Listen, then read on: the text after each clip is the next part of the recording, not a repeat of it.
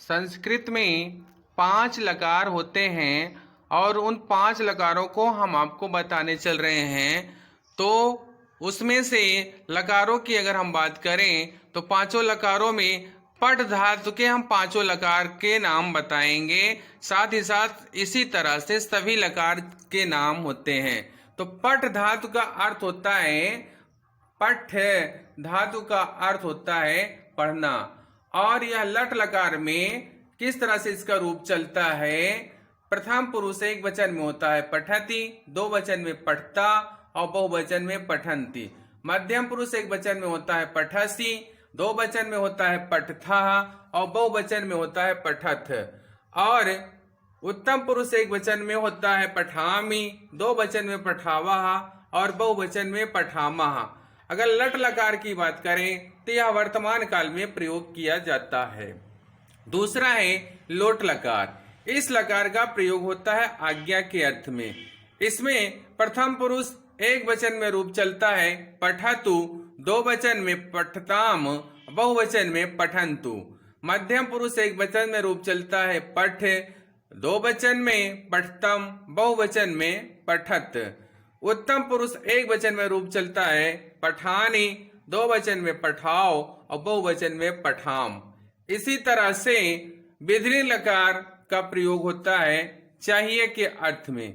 इसमें प्रथम पुरुष में रूप चलता है पठेत एक वचन में और दो वचन में पठेताम और बहुवचन में पठेयु।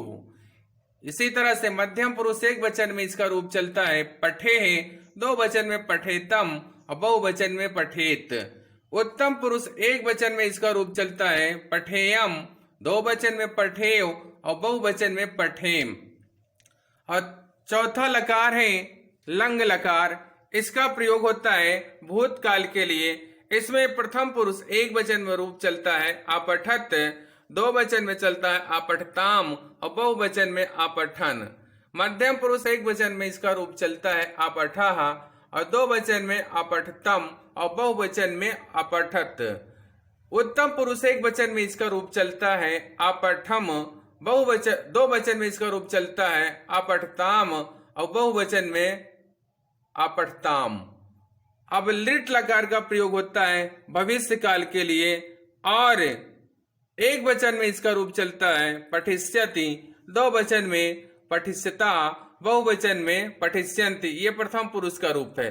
और मध्यम पुरुष में चलता है इसका रूप पठिष्यसि एक वचन, पठिष्यतः दो वचन और पठिष्यथ बहुवचन में। उत्तम पुरुष एक वचन में रूप चलेगा पठिष्यामि और दो वचन में पठिष्यावा और बहुवचन में पठिष्यामः। अगर संस्कृत में कर्ता की बात करें तो संस्कृत में कर्ता के हिसाब से अगर हम देखें तो मुख्य रूप से 3 प्रकार के कर्ता होते हैं, यानी कि 3 प्रकार के पुरुष होते हैं। प्रथम पुरुष, मध्यम पुरुष और उत्तम पुरुष। यानी कि प्रथम पुरुष के कर्ता, मध्यम पुरुष के कर्ता और उत्तम पुरुष के कर्ता। अगर हम प्रथम पुरुष के कर्ता की बात करें तो वह एक वचन में, वे दोनों दो वचन में, वे सब बहुवचन में, ये पुल्लिंग का है। इसी तरह से वह, वे दोनों, वे सब स्त्रीलिंग में भी चलता है और नपुंसक में भी इसी तरह से चलता है वह, वे दोनों और वे सब। ये सभी प्रथम पुरुष के कर्ता कहलाते हैं। और मध्यम पुरुष के कर्ता के अंतर्गत आता है एक वचन में तुम, दो वचन में तुम दोनों और बहुवचन में तुम सब। अब उत्तम पुरुष एक वचन में मैं, दो वचन में हम दोनों और बहुवचन में हम सब। वह का संस्कृत में होता है सह और वे दोनों का संस्कृत में अनुवाद होता है तौ और वे सब का संस्कृत में अनुवाद होता है ते। ये पुल्लिंग है। तुम का संस्कृत में होता है त्वम, तुम दोनों का होता है युवाम और तुम सब का होता है यूयम।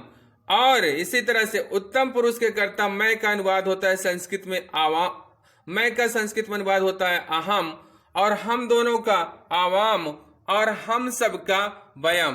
तो इस तरह से अभी आप सब ने पांचों लकार और तीनों पुरुष और तीनों वचन को सुना। आपको ये वीडियो कैसा लगा आप हमें जरूर कमेंट करिए। आपके कमेंट का हम इंतजार करेंगे। और अगर आपके ना समझ में आया हो तब भी आप हमें कमेंट करिए। और आपसे एक रिक्वेस्ट है, छोटी सी रिक्वेस्ट है कि आप लोग हमारे वीडियो को पूरा देखें और देखने के बाद सब्सक्राइब करें, अपने दोस्तों के पास शेयर करें। और कोशिश ये करिए कि आप लोग हमारे वीडियो को शुरू से अंत तक देखें और दूसरे लोगों को भी देखने के लिए प्रेरित करें और उनसे भी सब्सक्राइब करने के लिए कहें। और वीडियो देखने के लिए मैं आप सबको एक बार फिर बहुत बहुत धन्यवाद देता हूं।